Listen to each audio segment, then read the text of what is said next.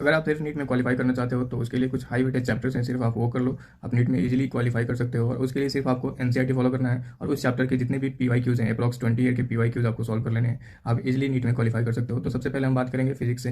तो फिजिक्स में 11th class की जो चैप्टर है उसमें से आप ग्रेविटेशन कर लो, बहुत हाई वेटेज चैप्टर है। And then work power energy से भी क्वेश्चन पूछे जाते हैं। एसएचएम कर लो, वेव कर लो, ये चैप्टर बहुत हाई वेटेज है, इससे ज़्यादा क्वेश्चन पूछे जाते हैं। देन ट्वेल्थ की बात करते हैं तो ट्वेल्थ में इलेक्ट्रोस्टैटिक कर लो। एंड देन उसके बाद जो ऑप्टिक्स है वो ऑप्टिक्स कर सकते हो, क्योंकि उसे भी बहुत ज़्यादा क्वेश्चन पूछे जाते हैं। And the most important physics के जो चैप्टर्स हैं वो photo electric effect, means you can see that the modern physics. There are 4 chapter in the modern physics, so you can do all these chapters.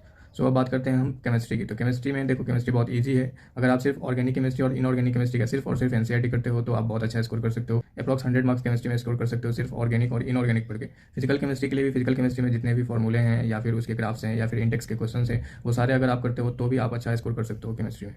Bio की बात करते हैं तो bio में सबसे हाई वेटेज की बात करते हैं। सबसे पहले बात करते हैं क्लास 11th की। तो क्लास 11th में आपको biological classification, plant kingdom, animal kingdom, ये एग्जांपल वाइज क्वेश्चन है, ये तो आपको करना ही है। सारे एग्जांपल्स रट जाओ, सारे क्लासिफिकेशन अच्छे से आपको पता होना चाहिए। देन दूसरी बात करते हैं प्लांट फिजियोलॉजी।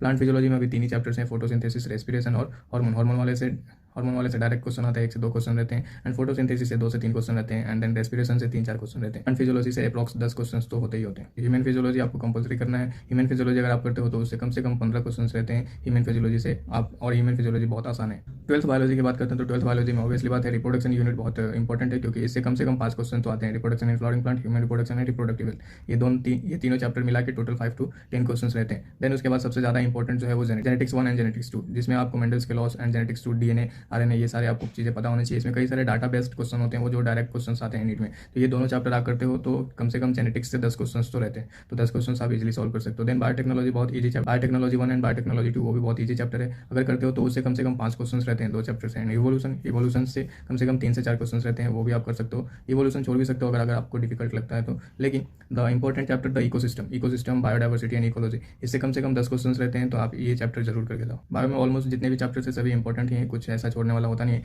और बायो जनरली सारे बच्चे कर ही लेते हैं, तो अप्रॉक्स आपको 60 to 70% सिलेबस बायो के तो करने पड़ेंगे और आप इजीली स्कोर कर सकते हो। अगर आपको कोई भी डाउट्स है और प्रिपरेशन से रिलेटेड कोई प्रॉब्लम है तो कमेंट सेक्शन में कमेंट करो। और मैं एक दिन लाइव आने वाला हूँ, संडे को हो सकता है लाइव आऊँगा, तो उस टाइम पे भी आप जितने भी क्वेश्चन है वो डायरेक्टली पूछ सकते हो, मैं वहाँ पे आपके क्वेश्चन के आंसर करूँगा। So stay connected, stay motivated, do hard work until you get A medical college.